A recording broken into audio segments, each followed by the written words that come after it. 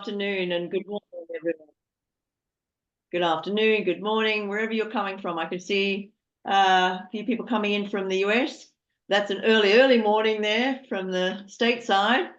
Really grateful for you joining. Super, thanks, Belinda, and hello, everyone. Great to have you with us. We will get kick-started now. So welcome, everyone. I'm Tom Lucas. I'm the head of sales at PeopleWise, and lucky enough to be your host through today's webinar. We have about 60 minutes, and about 45 minutes of that will be listening to Belinda and Rachel talking about the topic of purpose and belonging. And then at the end of the session, we'll have about 15 minutes to get some questions in. So please do ask questions through the Zoom chat functionality. We'll be monitoring that, and we'll pick up the questions as they come. And just as a reminder, as we communicated before, smile because this is being recorded. And the reason it's being recorded is for some people, of course, won't be able to make it, and we'll be able to share it with them as a follow-up. But again, just to let you know, you will be on mute again, so use the Zoom chat for any questions. So that's what we're looking to do today. If I just move to the next slide, I just wanted to set a little bit of context around Sadara. We have Rachel from Sadara joining the call, and we're really lucky to have her. I'll do more of an intro in a moment, but I wanted to set the scene about Sadara as a collaborative specialist firm, you know, over 65 years worth of experience working on complex infrastructure projects and some of the world's biggest and most complex projects when we think about this. Think about Dubai Airport, for example, and think about the next Dubai Airport that's planned across the region. So really lots of exciting, interesting, but uniquely challenging projects that Sadara as a collective gets involved with. When I work with people from Sadara, I always think about the innovation that they bring to the table, the resilience and the commitment to the projects that they're working on. And I think that always really stands out for me as a USP. And again, we'll be benefiting from Rachel's expertise and insight across the work that Sadara are doing as an organization to aid everyone's benefit today. Then if I just skip to the next slide, it's a little bit about us as PeopleWise. Some of this may be new to you, some of it may not be new, but in essence, we're an end-to-end talent solutions organization, so a boutique talent consultancy. And we do a lot of work with our clients to partner and understand how we can help them move the dial in the right direction around their organization and the journey that the people need to be on within that. So we provide a lot of insights and intelligence through data to help organizations make better people decisions by having that data freely available. We have a really big, agile team of smart, intelligent behavioral scientists, always working to drive excellence, but really critically for me, as I talk to our clients about how we work, it's that USP of being an extended part of our client's team and actually feeling the client success and joy when we get there, but also the pain and the challenges as we go through, you know, transformation projects with clients. If we break that down, there's three key pillars that we kind of work towards and deliver on. One is assessing for potential, so assessment across all kind of levels in an organization, across the different use cases. So assessment for selection, but assessment for development. Again, it's about getting that rich data on people. It gets even more exciting when we unpack that data with our behavioral scientists through the power of feedback and actually getting individuals to understand, you know, who they are, how they perform, and what they can do differently to perform better. That leads nicely into developing leaders across all the different levels of leaders that organizations have. You know, all the data and the research is out there about the power of leaders and the power of how they can encourage and empower their teams. Really compelling work, again, that our team get to do with our client base. And then all of that nicely leads into that transformation pillar. And it's as simple as thinking about organizational strategy, where the organization is going and the direction it wants to head into, and bringing the people on that journey. Do they have the right skills, capabilities, and motivations to be on that journey? And that's never been more important than it is in 2024, it seems. Lots more we can share, lots of case studies, insight, and data, but we can do that another day. We have two great speakers joining us today, and we really do. One is Dr. Belinda Board, founder, CEO, and chief psychologist here at PeopleWise.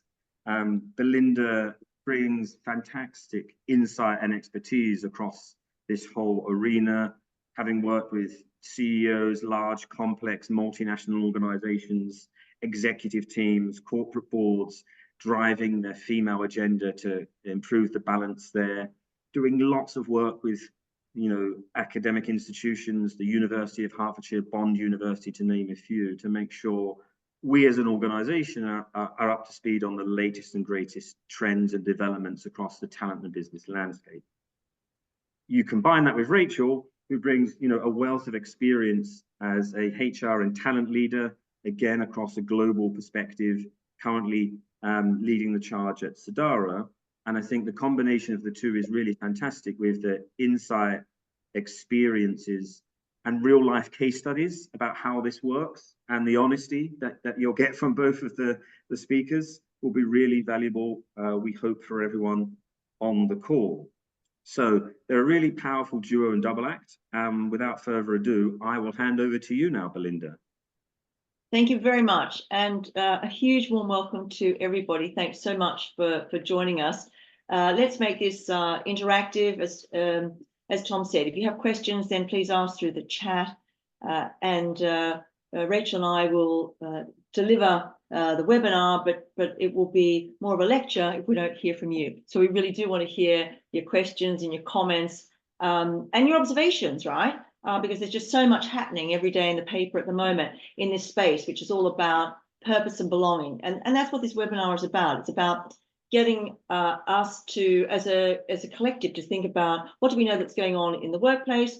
How do we create the environments where people really can thrive? And what are those key ingredients? I'm certainly going to be talking a little bit about our research that absolutely answers that question. But I'd like to set the tone by first asking, well, what are those key ingredients? And whilst it's historical now, I actually think that the reel I'm about to show you is extremely relevant because let's see what you think. Let me just run the reel and let's see what you think. One of the top stories we are tracking this morning is the price of wheat. It surged by the most in a decade yesterday, at one point leaping 9%, with Moscow threatening ships sailing to Ukrainian ports. So I think that's still relevant today, because even though that price surge happened in 2023, the stock markets across the globe continue to seesaw quite violently in response to what's going on in the wider world of instability. It's not just about grain prices. For those of you who have been excited about gold, then you'll be excited to see what gold's doing as it bings around. And I think it's just one element that allows us to speak to the highly disruptive world that all of us are working in, all of us are living in, but particularly as custodians of the people within organizations, it's your duty to create environments, I believe. So if you disagree, get that first question in. But I believe it is our duty to create environments where people can thrive. We can't do it on our own, without a doubt. But certainly as experts in that space, that's what we are meant to be doing. And I think we all know this acronym now, but looking at that VUCA world, that volatile, uncertain, complex, and ambiguous world, our premise today is a really simple one. The premise is this, that as organizations came out of COVID, and with the VUCA world continuing to become ever more increasingly disrupted and ambiguous, that they sought to really attract and retain talent. And in doing so, drew down on, not least of which are things like the advancement of technology.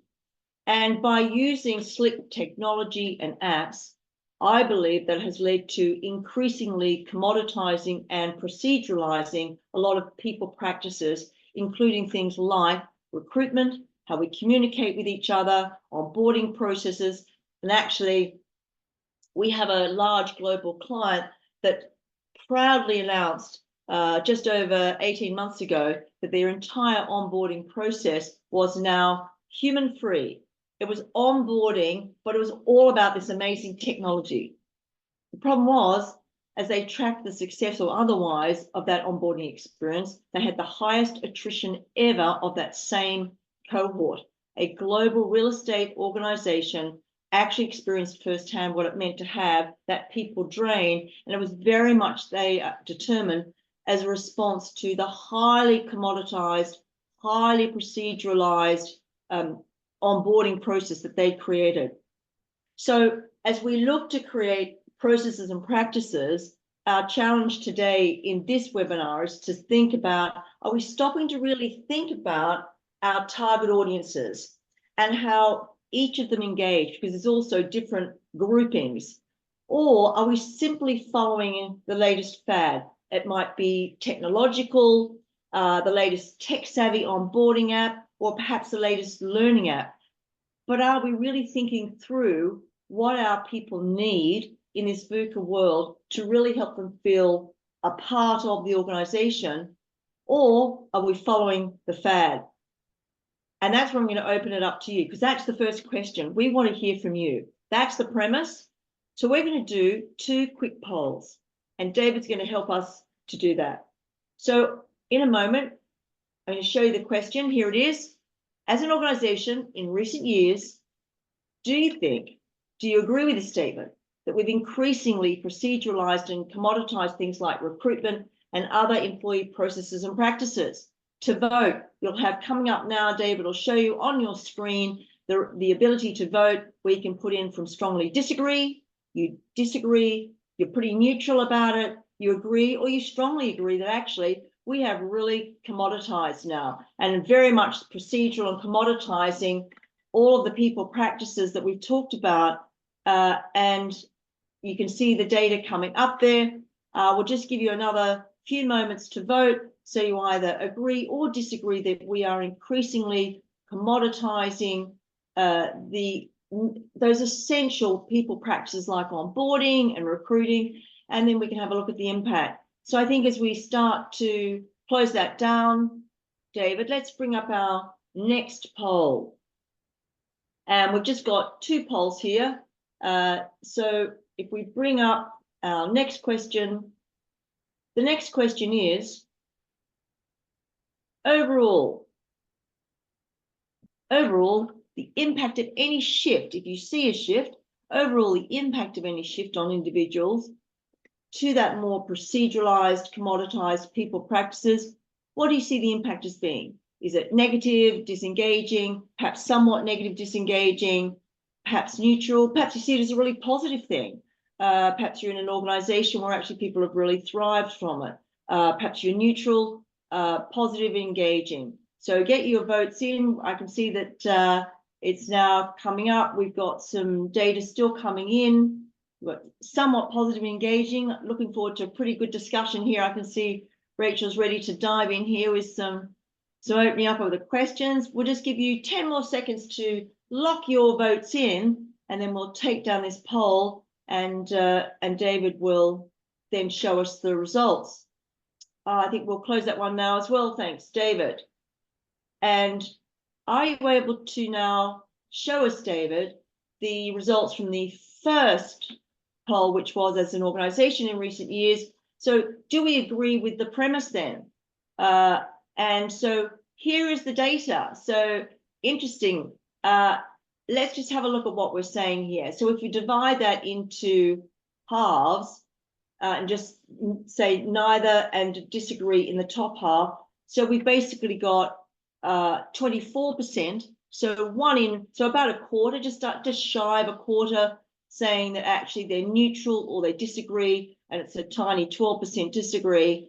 And then actually a vast majority of people, over 75%, so over 3/4 of you agreeing that actually the premise that we're suggesting, that we're not necessarily thinking through how we engage with people as we recruit them, as we onboard them, as we liaise with them, as we communicate with them, and that perhaps we're following the fads just a smidge too much and looking at technology, and that cannot always be the answer. It cannot always be the answer, whether it's for learning, onboarding, or whatever other. I'm going to ask you to go across. Can we comment here, Rachel? Are we allowed to draw in some comments here? I'd like to, if we can open up the mics, David. Can we just unmute mics for a moment so we can just hear?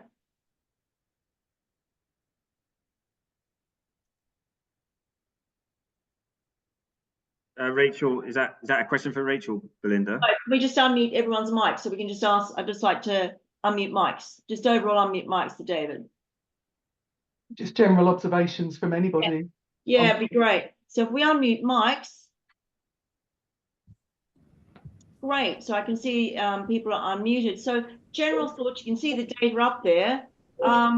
Andrea. Hello. Hello, good to see you. What you thinking? Yeah, I suppose so. I work in a small techie company, so everything is geared to the more technical and the easy to deal with, the better. We are actually spending quite a bit of time now looking and revamping our recruitment process and putting the human being back at the centre of it. So it's all about teaching interview skills, the importance of candidate feedback and candidate experience. So we're starting from a low base, actually. Amazing. And was there a particular driver for that, if I may ask, Andrea? Witnessing the poor quality of recruitment up until this point. Yeah. Having sat in some interviews, we're not doing a lot of recruitment at the moment, actually, but when we start, we need to really improve the way that we recruit. There's no thoroughness at all. I think there's an awful lot of unconscious bias adopted and all sorts of bad practice. So we just need to start from the beginning, get more quality hires, basically, I think. Yeah. Unfortunately, we're in a niche industry where people are attracted to our business because of the work that we do. And I think that masks an awful lot. People will put up with a lot to come here. The challenge for us is then engaging them and keeping them once they're here. Yeah, absolutely. Thank you so much. So let's go through then to the second set of results, Dave. We'll keep people unmuted. And the second set of results, of course, to the question, so what's the impact of this shift? What do we think the impact is as we move to that more proceduralized and commoditized, if indeed you think that? So, okay, overwhelmingly, again, we're sitting at nearly 70% are saying it's negative and disengaging or somewhat. More neutrality here. We've got about a third, just under a third, saying, look, it's neither here nor there, and then a few saying it's negative. So again, open your mics. Anyone got any thoughts on, and Rachel, if you can spot hand. James, is that your hand up? Oh, I was just having my hand over my mouth, but I'm happy to say yeah. Oh, I'm sorry. No, that's all right. No, I mean, James, what's your thinking about the data you can see now that it's overwhelmingly seen as negative? yes, I mean, I actually scored somewhat negative and disengaging as this. I think for us, so I work for a family business, but it's global. One of the big issues we do find is that, certainly from the HR point of view, I've now driven that we need more management and employee self-service to do a lot of things. And therefore putting more onus on the individual for their own development and managers for their own development, rather than it always just coming from the centre. And the other big thing I was going to make you mention on the poll one was around AI. And I think how much that's influencing a lot of the back end processes. So ATSs, LMSs are now so much driven by AI that you do lose that human factor. So it's just making sure there's a balance, that you don't go too much on technology and not the people, but equally, as things are moving quite quickly in the world, you need to keep ahead of the time. So otherwise you're going to have that Kodak moment where your business is too far behind and you've lost your USP. So for me, there's more to be done for sure. Brilliant. Absolutely. Thank you, James. If we pop people back onto mute, thanks, David. We're just picking up a little bit of that ambient noise.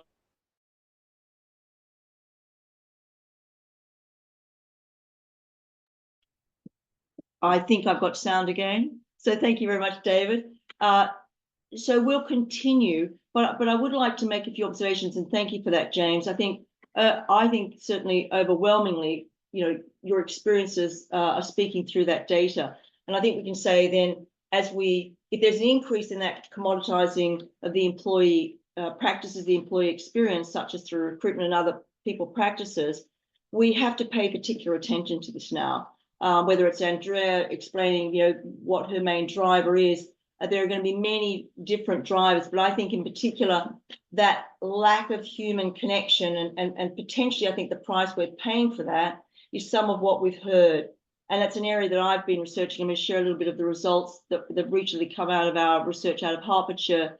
But I want to sort of, I guess, come in with a premise that might be a little bit contentious, but it's something that, again, our research is showing. It's also something I fundamentally believe, and that is that I think there are three, if you think about three constants, three human conditions that I think are common to every human on this planet.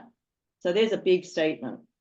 I know it's audacious, but bear with me. So I think there's three conditions that are common across all human beings, but only three. I think pain is one of them. I think we all at some point experience pain. Work, however you define that, I definitely don't mean work just in an office block. In whatever shape that is, whether it's toiling the soil, hunting and gathering, whatever it is, we work. And the third is uncertainty.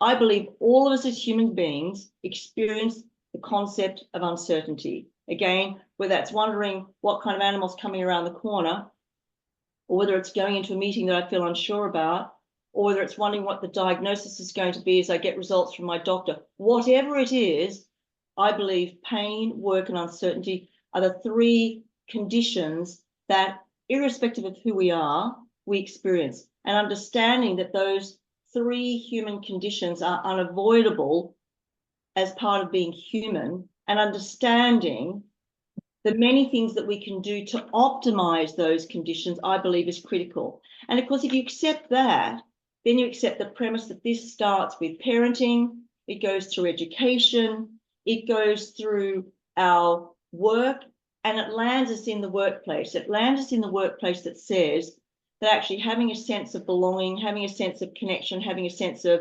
purpose becomes tremendously important. And of course, as HR, as people professionals, we are at the epicenter of work to influence and create those conditions.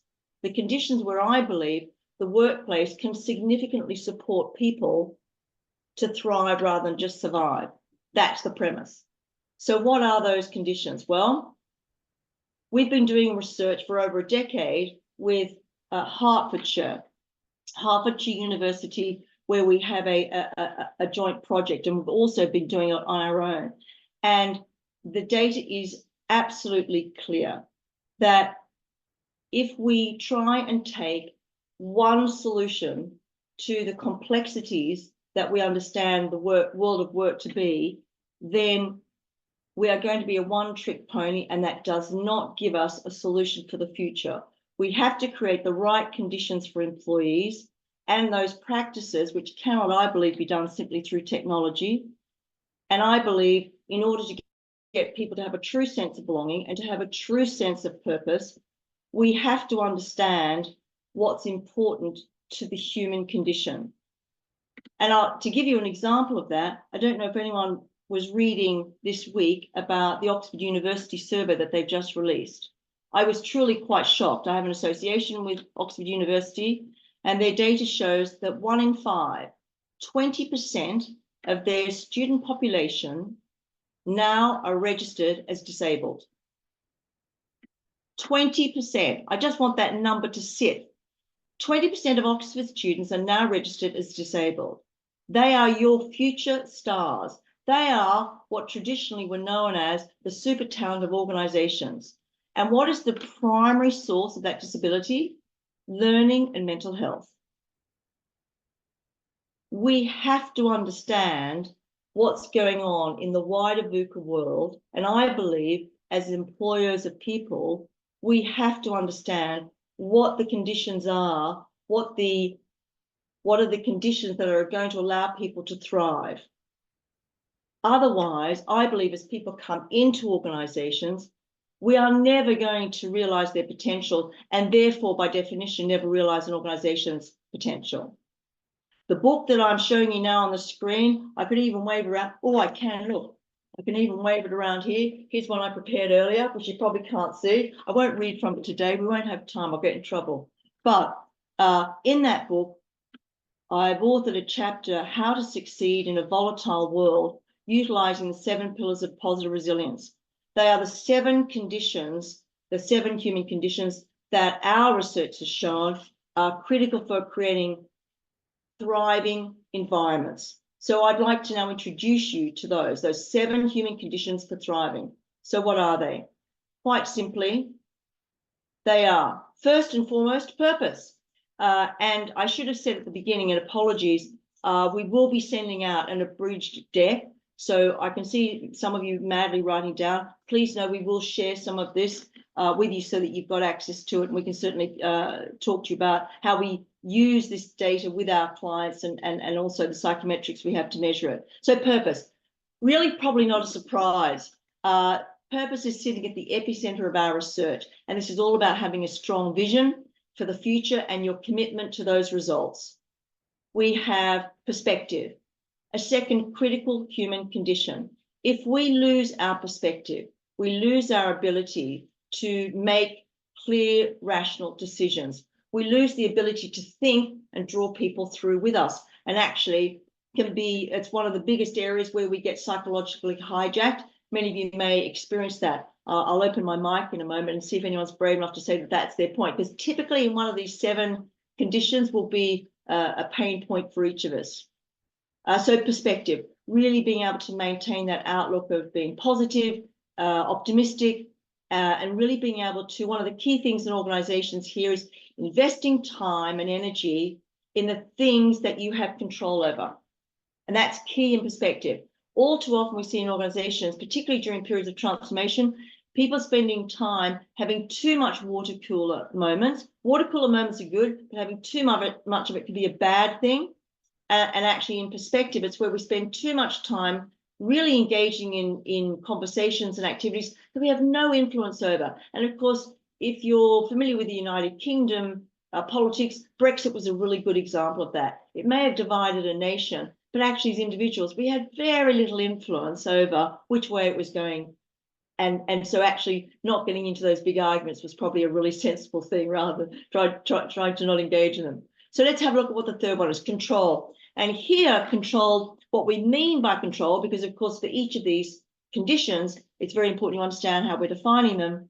For control, it's all about staying calm and focused under pressure. It's the internal weather system that we manage to stay calm, because typically in organizations, people today don't go around kicking and hitting each other. That's really not considered particularly good practice. But internally, actually, our weather system can get quite agitated and really quite negative as challenge and disruption comes our way. And being able to control that is very important as one of those human conditions for thriving. Connection. Connection is one of the second key parts of today. Connection, read belonging, and actually having that sense of belonging, having that positive, meaningful relationship within the organization, across, up and down. And of course, going out into the world is also very important, but we're talking about within the organization and helping people connect. And of course, this is where technology really can support, but it can't be the only answer. Growth. So very much building on the work of Carol Dweck, but we also built on that and defined it very much as not only being able to be excited by challenge and really seeing failure as an opportunity to learn, reflecting on those setbacks, reflecting on those mistakes, and understanding how you draw through the growth from that experience. And we all like to talk about that, but they can be deeply uncomfortable conversations for people, as many of you will know as managers of people, that many people shy away from those honest conversations. But actually having that ability to truly grow from errors, being able to experience things and adapt and create those highly adaptive strategies, which typically come from having the failures. That's very much a part of that condition. The next one, coping. And when I say coping, it's very much about, do I feel stimulated by the world of work? Am I able to balance the work coming in and the volume coming in? Am I stretched and have it as achievable targets? Or actually, am I completely defeated? Are the deadlines just too audacious for me? Are they too tight? So really being able to push myself beyond my comfort zone, but actually stay also within a band where I'm not pushing myself so long and so hard, which is that one trick pony resilience strategy that so many people try and do. And then of course they crumble, because we know that we need much, much more sophisticated ways of managing our condition than just simply asking to dig deeper, which doesn't work after a period of time. And then of course, do we get to that optimal productivity phase, and are we able to really cope with our strategies? And then finally, the seventh condition, well-being. And with our seventh condition, we absolutely don't put on here's the right amount of sleep for you, here's the right food. We are not experts in that space, but very much what we do say is that with the well-being factor, do you engage in the right habits? Because actually as human beings, we know what the right habits are. And that's everything from, am I getting the right sleep? Am I getting the right rest? Am I getting the right balance between my work and my out of work? Again, I saw a piece of research today that's coming through to a newspaper near you very quickly, which is all around the blurred lines that have come from COVID are now estimated to cost £3 trillion across the globe, because people with the blurred lines between working and non-working have become so blurred that it's actually now showing that we are now decreasing in our productivity because we're not giving distinct lines. It's an interesting thought. Again, more on that. So that would very much fit into that well-being pillar. So as I move us forward to look at, they are the 7 pillars. And what our latest research out of our Hertfordshire Knowledge Exchange program, which is the HCAP, we've absolutely shown that thriving at work, more than resilience, is positively correlated, I beg your pardon, to work engagement, job satisfaction, commitment, and career satisfaction. And what we actually found was that if you just look at thriving, if you control for resilience, in other words, if you take away the idea of the traditional resilience that's enough, you get a 0 or a negative effect, as opposed to if you bring in the 7 conditions that I've just walked you through. And what the research is showing clearly is that if you hold constant thriving, as I said, you get a negative result with resilience, which shows us unequivocally again that resilience is not enough. We have to help create those conditions that really enable people to thrive and encourage them to create, obviously, in themselves. So the two what they're really focusing on here are, as I said, are we really finding and fueling the purpose? How are we doing that as organizations? And are we really building and nurturing the connection? Now, I'd like to take a poll on this, and then we're going to open the mics for a discussion, because I think this is critical. So into our poll, David, if you're ready, here's the question. Helping people find and fuel their purpose should be a key priority of people leaders. What do we think about that? Do we think people leaders should be helping people find and fuel their purpose, and that should be a key priority? So up comes the poll, and let's see whether people are disagreeing or agreeing with that premise. We have we have disagreeing. I want to hear from the disagreeing. I want to make this nice and debating. It'd be great to get some different views in here. That would be marvelous. So we've got neither agree nor disagree. So again, we've got about 80% sitting at the agree or disagree. Neutral is 15, and we'll come back to this data. Okay, and we've got just 5%. So let's open our mics then. Let's just kick this one around, if I may, if I've got permission to do this. David, can we open the mics? I think this would be a great place to have a conversation, to see where do we think. We've got our mics open, David.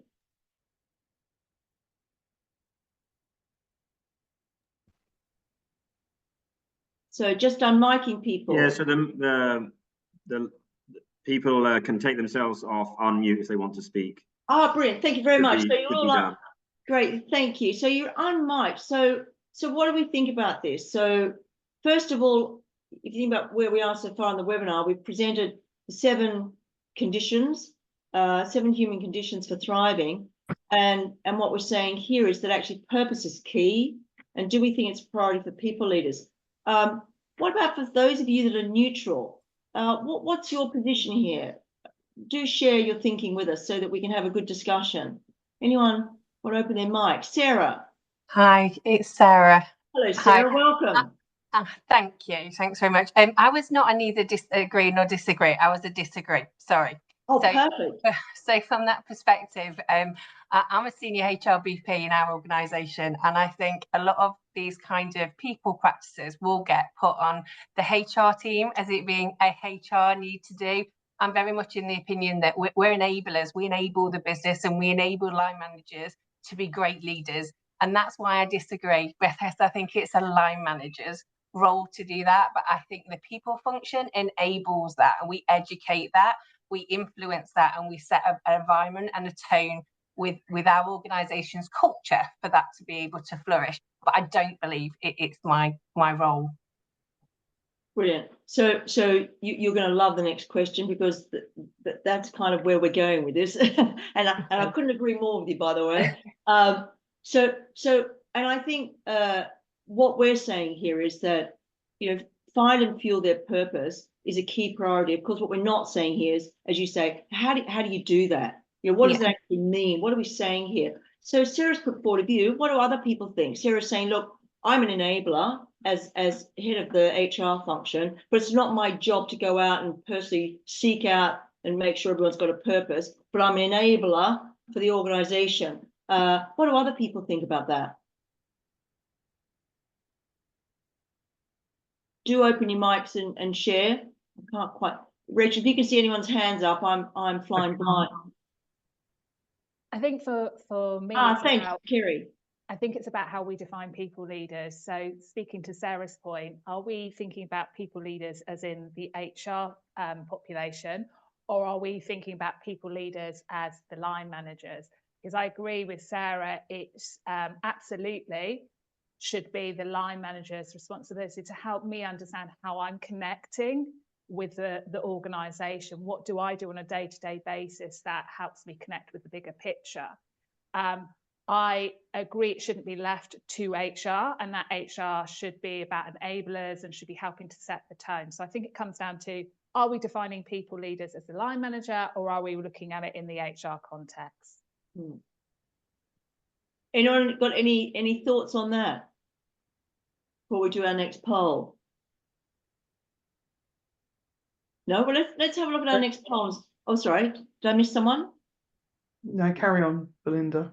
Great. So let's bring up our next poll then. And our next poll is, just getting rid of that one. Here is our next poll, which kind of speaks to some of what we've been talking about, which is really about purpose and belonging, the connection, are fully integrated into our organization's culture and value proposition. And by value proposition, I mean the EVP. So to what extent within your organization, purpose and belonging fully integrated into our organization's culture and value proposition. So again, here comes the poll: strongly disagree through to strongly agree. So what is the state of nation in your organization at the moment? Is it fully integrated? Is there still work to be done?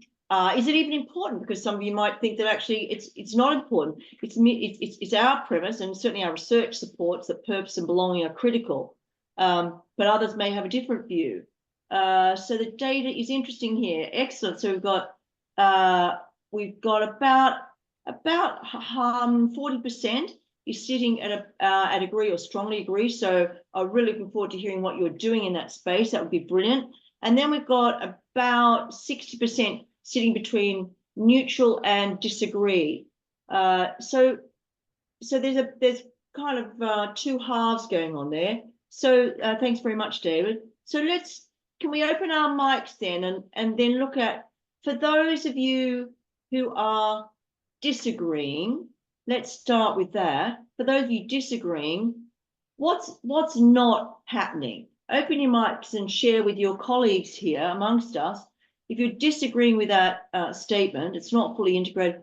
What's missing for you? Over to you. Please do share your experiences with us.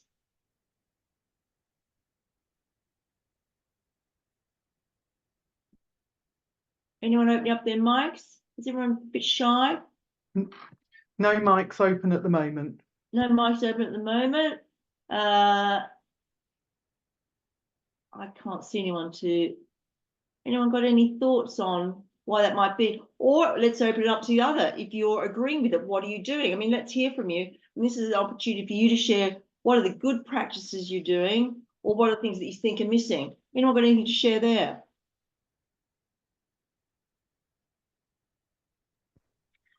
Yes. I think from my perspective, 2744.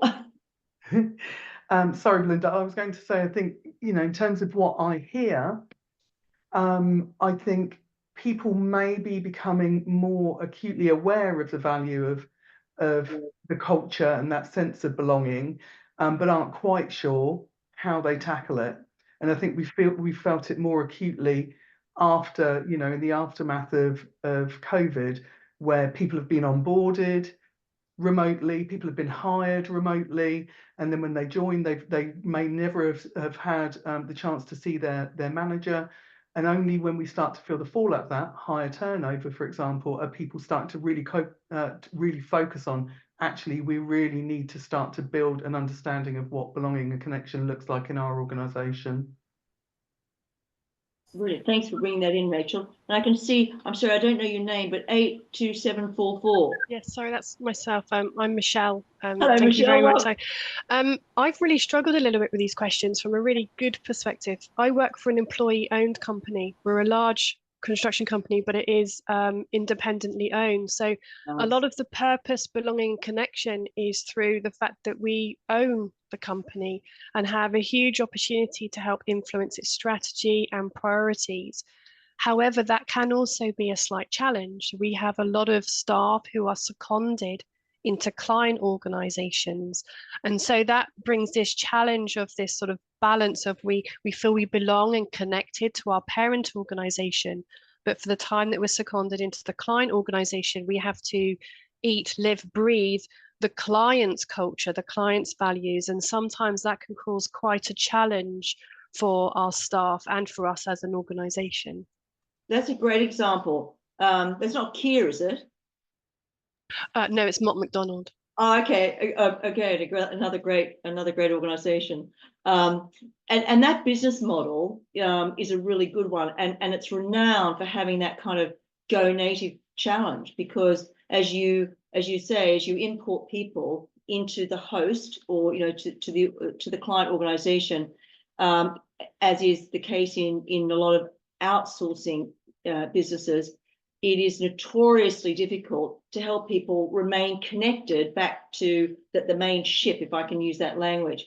And actually, one of the key things is making sure that if you can think about these pillars, if you think about the condition of purpose, it's how do you bridge my personal purpose in through the organization, in this case, your organization, and then what does that mean in an interpretation through into the client organization, and actually doing that in a really deliberate way so that it's all very transparent, actually can really make a huge difference. We've seen some very good examples in the outsourcing industry that we've been involved in, but that's really helped, and it's helped on things like taking staff, because you often also get people leaving, which is a real problem.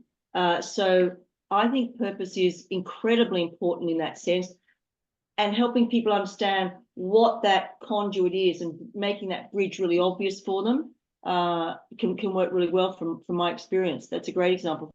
Thanks, Michelle. Other comments, other experiences people can bring in around either something they're doing that works really well, or where that you sense there's a gap. Yeah. Yeah, thank you. Hello, Belinda. It's Chris. So Hi, yeah, we've had a lot of success with this actually. So our organisation's purpose is to create environments where people can thrive. And so one of the things that we did is the people leaders around the business spent some time with their teams trying to define in one sentence what the purpose of their teams were and how they built up to our overall purpose. And that actually radically changed behavior. So I'll give you an example. Please. So we're a SaaS business, and so we've got a support team that answer tickets all day, support tickets.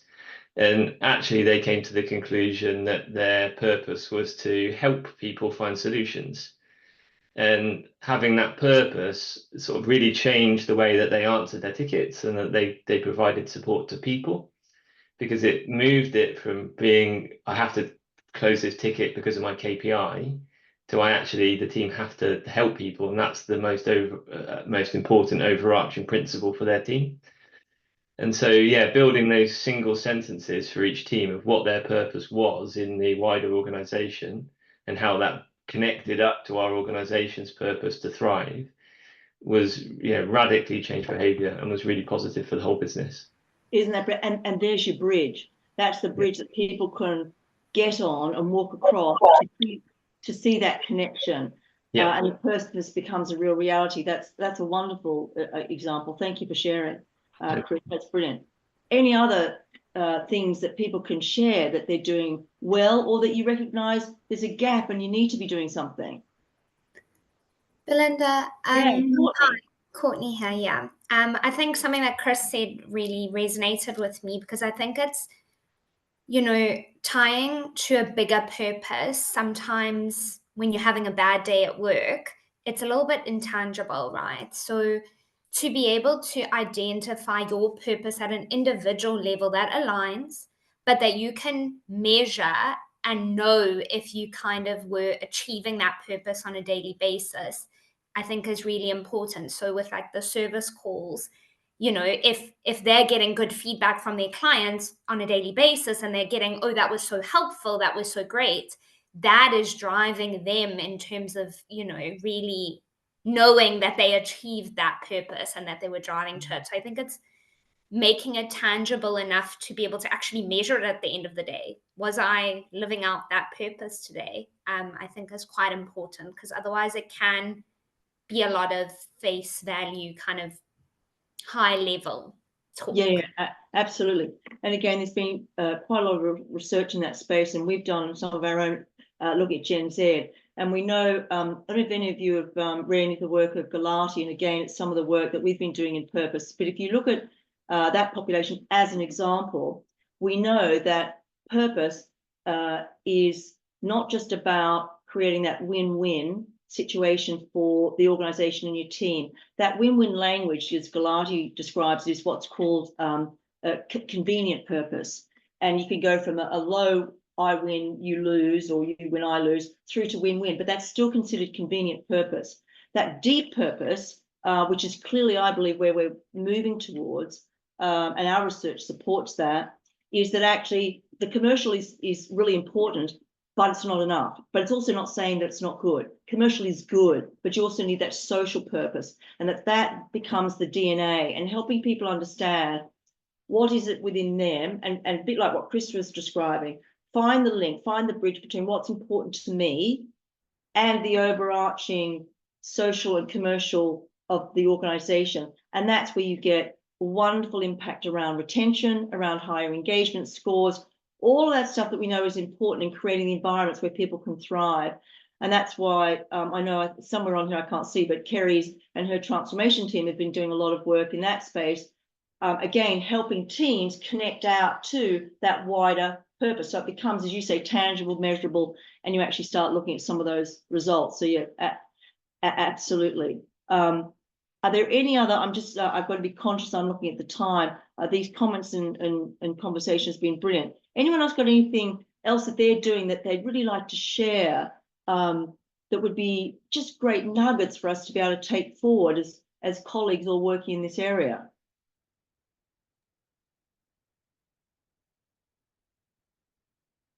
Can't see any other hands up. And again, I'm just going to flip that. Any other areas where you think, look, we've got a gap, we've got a problem, bring it into the forum and see if we've got any quick wins for you. Anything there that you want to bring in? Okay, so again, on poll 4, it looks like we settled at about this, the 60-40 seemed to be the range where we were settling in terms of it's fully integrated. In other words, it's not fully integrated. So we're seeing there that there's work to be done here. And I think that work to be done, I'd like to draw on that experience and see, well, what's Rachel been doing? Because Rachel is, as head of talent across Sadara, the global organization that she represents, is just going to give us a bit of insight into what they've been doing that you may get some nuggets from, again, to take forward into your organization. Rachel, over to you. Thank you. I think really the key word that underlines what we've been doing to try and ensure that people remain engaged is the word intentional. So we've been extremely intentional in, for example, bringing people together. If you look at the likes of Boots, who have relatively recently, in the last 2 or 3 months, have announced that they are pushing people back into the office, I think on a full-time basis.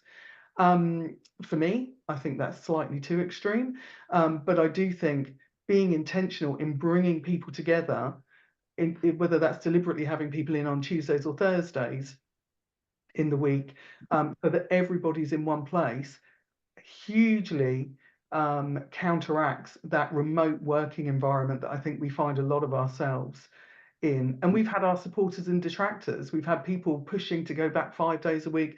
We've had people saying, I don't see why I should go back at all. I can work perfectly well. But the data is now showing very clearly that people lose, organizations lose that sense of who they are amongst their employees when they're not deliberately bringing people together. We focused on things like engagement surveys and pulse surveys to get our employees to tell us what do they want, what level of engagement do they want to see from us. It says on this slide, we built this building, but we originally presented this in our brand new building in 150 Holborn. And that was a physical manifestation of bringing us all together, 8 operating companies under one building in central London. As I've said, we were planful about our office attendance. Some people wanted to come into the office and some people didn't, but we have been very deliberate in maintaining that physical contact.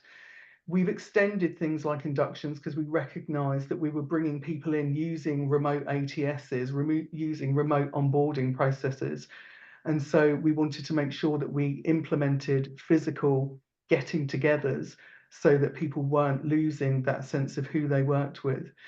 And we clarified our purpose. And this is back to an example, I'm sorry, I can't remember the name now, of a comment that was just made. We had a very live example in our business.